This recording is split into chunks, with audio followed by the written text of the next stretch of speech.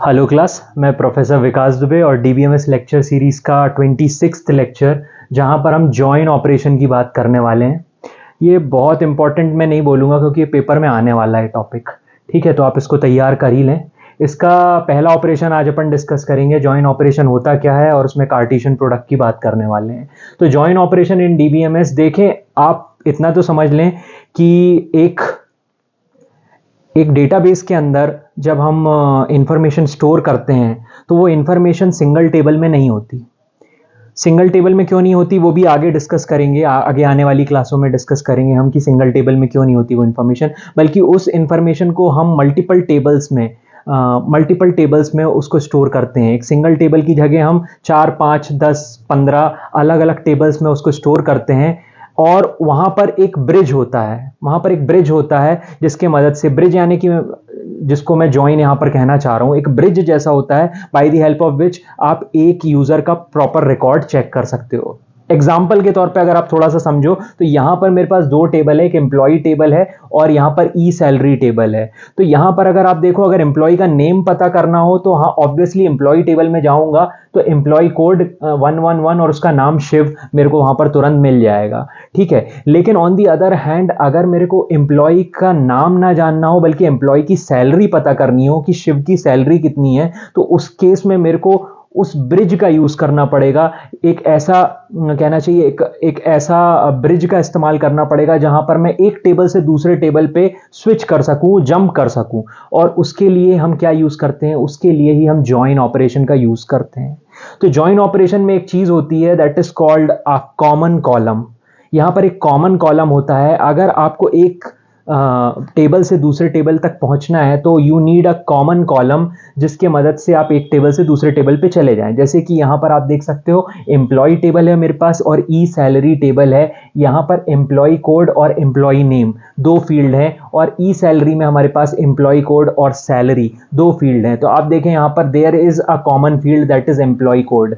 तो ये employ code की मदद से, अब मैंने आपसे पूछा कि भाई अच्छा बताओ एम्प्लॉय कोड 112 की सैलरी क्या है, तो आप देख सकते हो एम्प्लॉय टू 112, एम्प्लॉय कोड 112 का नाम क्या है, अन्वय, और उसकी सैलरी कितनी है। यहां पर आप जैसे ही चेक करोगे तो आप देखोगे वहां 112 कहां पर है, 112 की सैलरी कितनी दिख रही, 40,000 रुपीज। तो इस तरह से आप यहां पर आइडेंटिफाई कर सकते हो, यानी कि एक टेबल से दूसरे टेबल तक जा सकते हो to find out a single record. अब आप यहां पर समझो कि यहां पर एक रिकॉर्ड क्या है, ये पूरा का पूरा एक रिकॉर्ड है। अगर आप समझो, ध्यान से देखो यहां पर, तो ये इंफॉर्मेशन जो है ये 112 की पूरी इंफॉर्मेशन यहां पर है। और हो सकता है कि एम्प्लॉय 112 की इंफॉर्मेशन और भी टेबल्स में स्टोर्ड हो, तो that is considered as the record of a particular employ.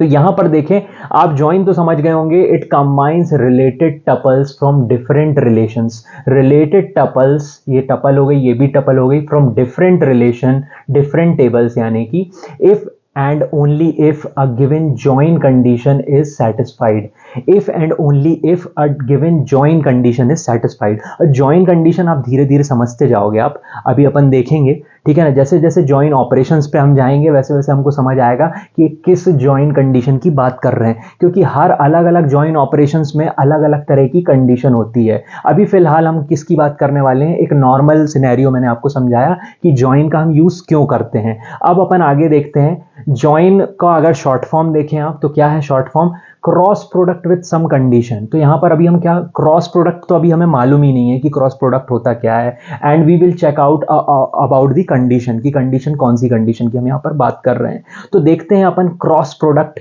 या जिसको हम बोलते हैं कार्टेशियन प्रोडक्ट क्या चीज होती है, ठीक है ना। तो देखिए, इंफॉर्मेशन तो मैंने अभी ऐसे मैनुअली निकाल ली है, लेकिन जब ये सिस्टम से इंफॉर्मेशन निकालनी है तो कैसे निकलती है, उसके लिए अगर कोई सबसे इंपॉर्टेंट ऑपरेशन है जॉइन में, तो सबसे इंपॉर्टेंट ऑपरेशन मैं कहूंगा that is the cartesian product, और you can say the cross product. तो क्या होता है भाई कार्टेशियन प्रोडक्ट और cross product, it's the result of joining every row in one table with every row in another table. Cross product है यानी कि एक रो जो है हमारे टेबल की, एम्प्लॉय टेबल की, उसका मैं मल्टीप्लाई करूंगा बाकी सारी रोज से, दूसरे का भी बाकी सारी से, और तीसरे का भी बाकी सारी से, जैसे वो मैट्रिक्स मल्टीप्लिकेशन उस तरह का कुछ, ठीक है ना। तो उसी को हम बोलते हैं कार्टेशियन प्रोडक्ट, और उसको रिप्रेजेंट करने का तरीका ये है, जैसे आप देख रहे हैं यहाँ पर एम्प्लॉय और ये अपन ने कार्टेशियन प्रोडक्ट क्रॉस प्रोडक्ट बनाया है ई सैलरी। तो चलिए मैं एम्प्लॉय कार्टेशियन प्रोडक्ट ई सैलरी अपन को आपको यहाँ निकाल के दिखाता हूँ। तो यहाँ देखें, सबसे पहले मेरे पास एम्प्लॉय टेबल में क्या है, 111 शिव। 111 शिव का मल्टीप्लाई करने वाला हूँ पहले वाले रो से, तो क्या मिलेगा, 11 शिव एंड 111 50,000, 111 50,000 ये मिल गया। अब 111 शिव का मल्टीप्लीकेशन सेकेंड वाले रो से, तो 11 शिव 112 एंड 40,000। फिर उसके बाद 11 शिव का मल्टीप्लीकेशन हम थर्ड रो से करने वाले हैं, तो हमको क्या मिल जाएगा, 111 शिव एंड 113 एंड 60,000। ठीक है ना। तो अब 1 का काम खत्म हो गया, पहली वाली रो का काम खत्म।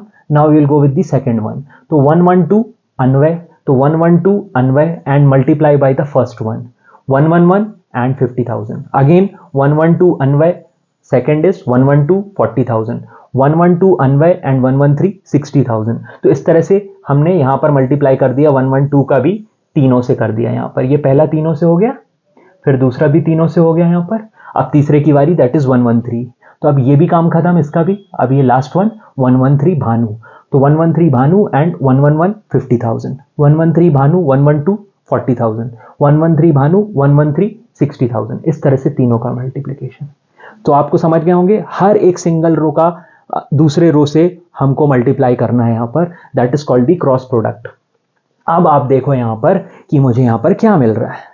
यहाँ पर मेरे पास 3 रोज थी, यहाँ पर भी मेरे पास 3 रोज थी। जब मैंने इसका क्रॉस प्रोडक्ट किया तो क्या मिल गया मुझे, 3 इंटू 3 9।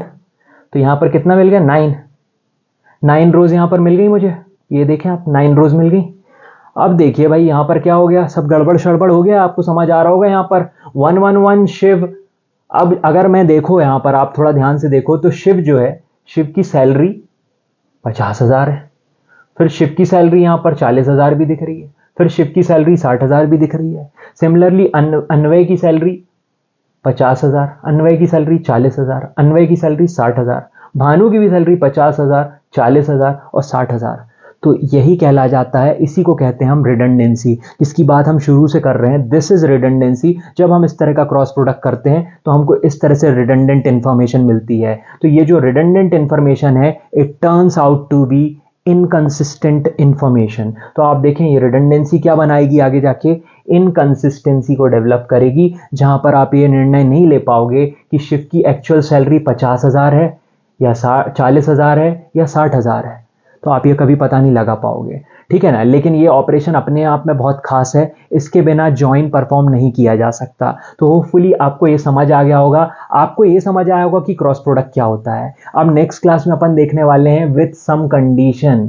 तो इसके बाद नेक्स्ट जो ऑपरेशंस हम देखने वाले हैं, जॉइन ऑपरेशंस, उसमें हम क्रॉस प्रोडक्ट के साथ कुछ कंडीशंस भी देखने वाले हैं। ये हिंट मैं आपको दे रहा हूँ। तो होपफुली आपको ये समझ आ गया होगा जॉइन ऑपरेशंस इन डीबीएमएस। इसका पहला operation that is the cartesian product. Okay class, thank you very much.